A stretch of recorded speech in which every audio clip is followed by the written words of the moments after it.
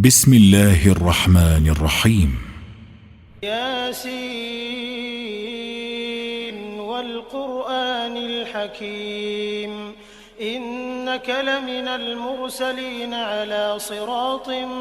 مستقيم تنزيل العزيز الرحيم لتنذر قوما ما أنذر آباؤهم فهم غافلون لقد حق القول على أكثرهم فهم لا يؤمنون إنا جعلنا في أعناقهم أغلالا فهي إلى الأذقان فهم مقمحون وجعلنا من بين أيديهم سدا ومن خلفهم سدا فأغشيناهم فهم لا يبصرون وسواء عليهم أأنذرتهم أم لم تنذرهم لا يؤمنون إنما تنذر من اتبع الذكر وخشي الرحمن بالغيب فبشره بمغفرة وأجر كريم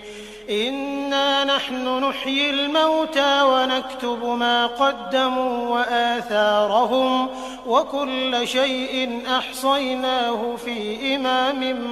مبين واضرب لهم مثلا أصحاب القرية إذ جاءها المرسلون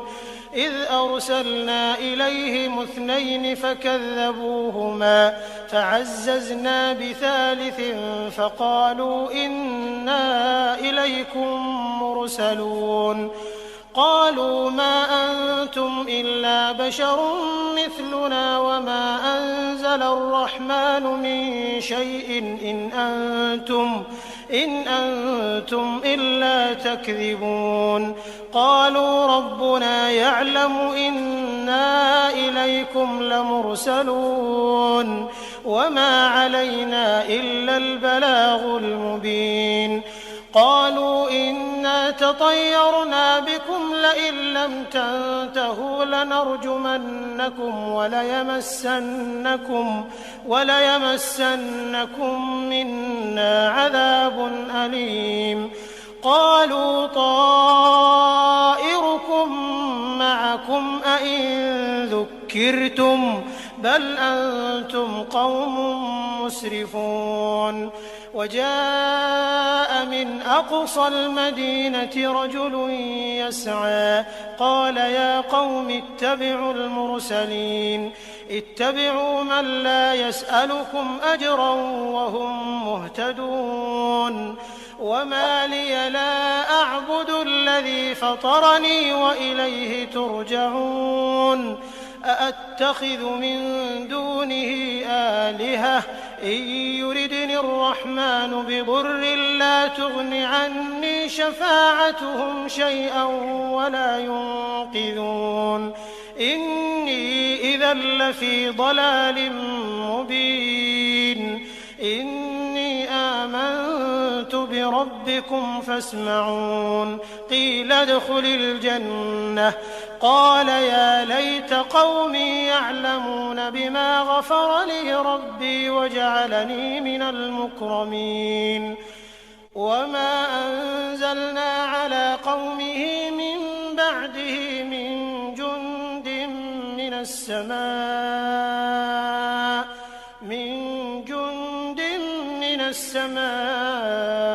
وما كنا منزلين إن كانت إلا صيحة واحدة فإذا هم خامدون يا حسرة على العباد ما يأتيهم من رسول إلا كانوا به يستهزئون ألم يروا كم أهلكنا قبلهم من القرون أنهم إليهم لا يرجعون وإن كل لما جميع لدينا محضرون وآية لهم الأرض الميتة أحييناها فأخرجنا منها حبا فمنه يأكلون وجعلنا فيها جنات من نخيل وأعناب وفجرنا فيها من العيون ليأكلوا من ثمره وما عملته أيديهم أفلا يشكرون سبحان الذي خلق الأزواج كلها مما تنبت الأرض ومن أنفسهم ومما لا يعلمون وآية لهم الليل نسلخ منه النهار فإذا هم مظلمون والشمس تجري لمستقر لها ذلك تقدير العزيز العليم والقمر قدرناه منازل حتى عاد كالعرجون القديم لا الشمس ينبغي لها أن تدرك القمر ولا الليل سابق النهار وكل في فلك يسبحون وآية لهم أنا حملنا ذريتهم في الفلك المشحون وخلقنا لهم من مثله ما يركبون وإن نشأ نغرقهم فلا صريخ لهم ولا هم ينقذون إلا رحمة منا ومتاعا إلى حين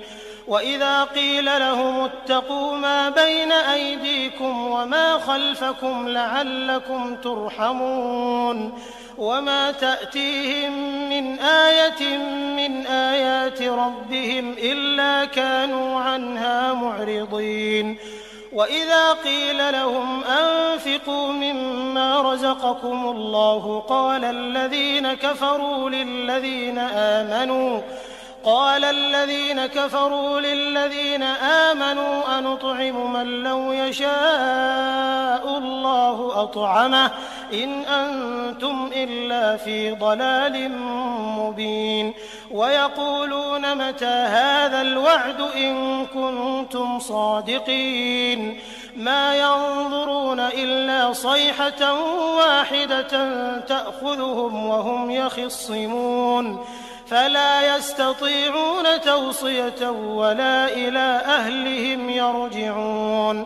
ونفخ في الصور فإذا هم من الأجداث إلى ربهم ينسلون قالوا يا ويلنا من بعثنا من مرقدنا هذا ما وعد الرحمن وصدق المرسلون إن كانت إلا صيحة واحدة فإذا هم جميع لدينا محضرون فاليوم لا تظلم نفس شيئا ولا تجزون إلا ما كنتم تعملون إن أصحاب الجنة اليوم في شغل فاكهون هم وأزواجهم في ظلال على الأرائك متكئون لهم فيها فاكهة ولهم ما يدعون سلام قولا من رب رحيم وامتازوا اليوم أيها المجرمون ألم أعهد إليكم يا بني آدم ألا تعبدوا الشيطان إنه لكم عدو مبين وأن اعبدوني هذا صراط مستقيم ولقد أضل منكم جبلا كثيرا أفلم تكونوا تعقلون هذه جهنم التي كنتم توعدون اصلوها اليوم بما كنتم تكفرون اليوم نختم على أفواههم وتكلمنا أيديهم وتشهد أرجلهم بما كانوا يكسبون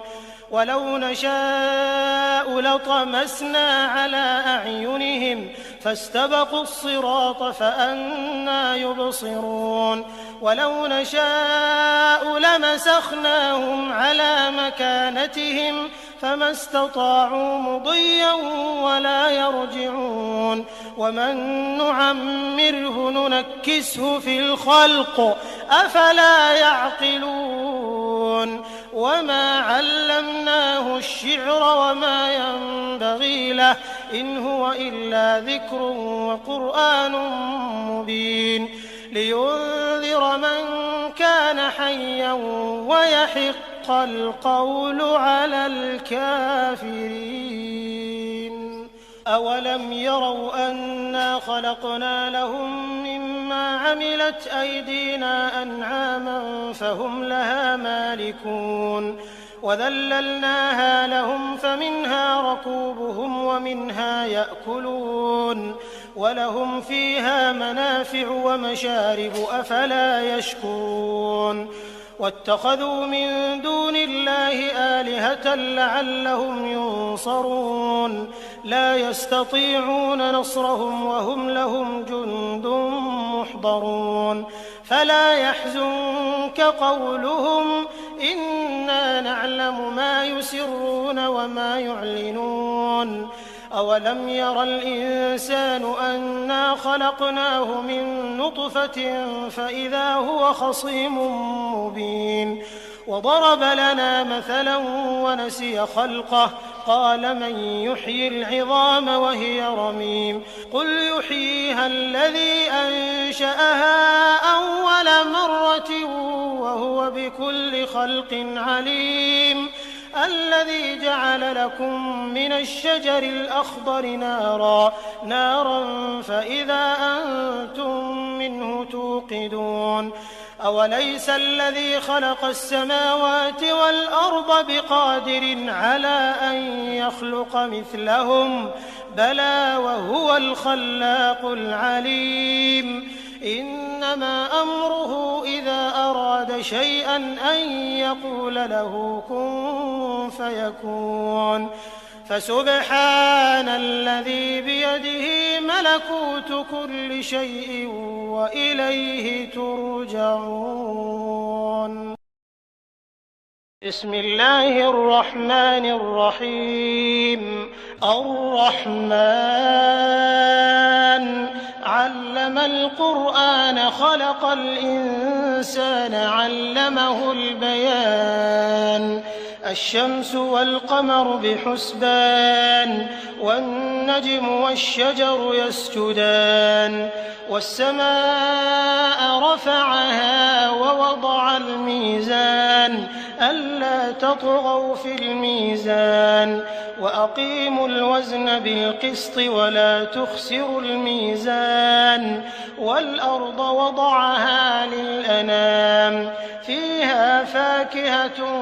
والنخل ذات الأكمام والحب ذو العصف والريحان فبأي آلاء ربكما تكذبان خلق الإنسان من صلصال كالفخار وخلق الجان من مارج من نار فبأي آلاء ربكما تكذبان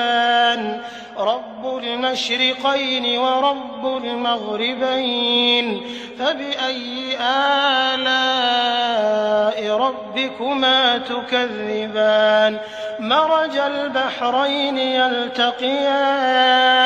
بينهما برزخ لا يبغيان فبأي آلاء ربكما تكذبان يخرج منهما اللؤلؤ والمرجان فبأي آلاء ربكما تكذبان وله الجوار المنشآت في البحر كالأعلام فبأي آلاء ربكما تكذبان كل من عليها فان ويبقى وجه ربك ذو الجلال والإكرام والإكرام فبأي آلاء ربكما تكذبان يسأله من في السماوات والأرض كل يوم هو في شأن فبأي آلاء ربكما تكذبان سنفرغ لكم أيها الثقلان فبأي آلاء ربكما تكذبان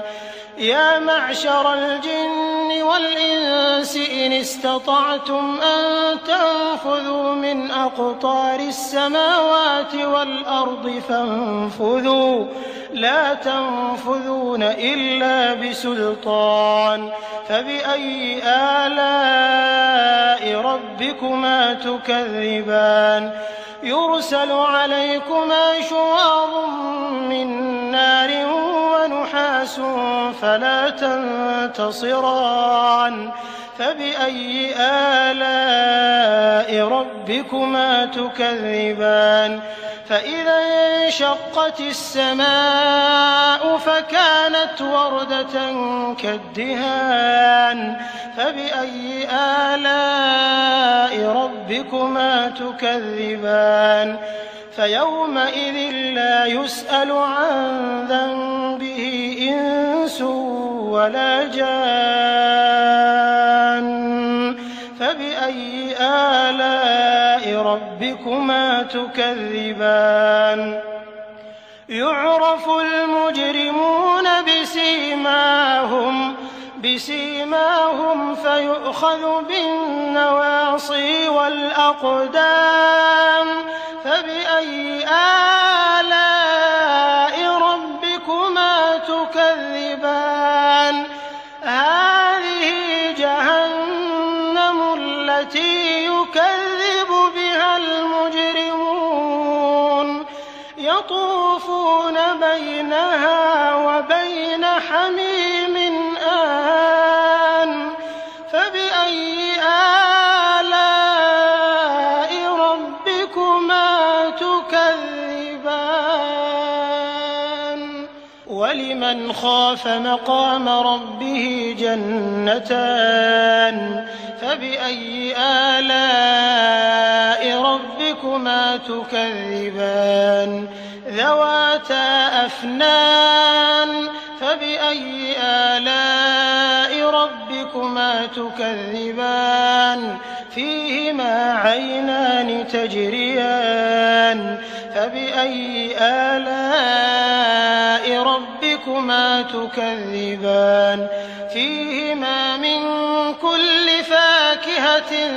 زوجان فبأي آلاء ربكما تكذبان متكئين على فرش بطائنها من استبرق وجنى الجنتين دان فبأي آلاء ربكما تكذبان فيهن قاصرات الطرف لم يطمثهن إنس قبلهم ولا جان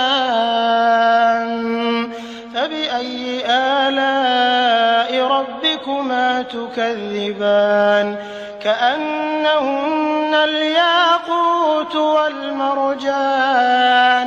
فبأي آلاء ربكما تكذبان هل جزاء الإحسان إلا الإحسان فبأي آلاء ربكما تكذبان ومن دونهما جنتان فبأي آلاء ربكما تكذبان مدهامتان فبأي آلاء ربكما تكذبان فيهما عينان نضاختان فبأي آلاء ربكما ربكما تكذبان فيهما فاكهة ونخل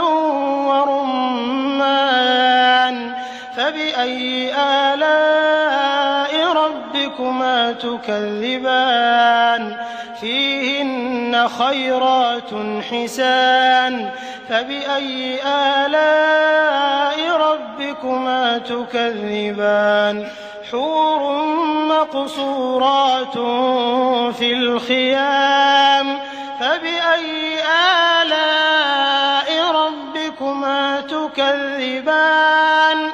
لم يطمثهن إنس قبلهم ولا جان فبأي آلاء ربكما تكذبان متكئين على رفرف خضر وعبقري حسان فبأي آلاء ربكما تكذبان تبارك اسم ربك ذي الجلال والإكرام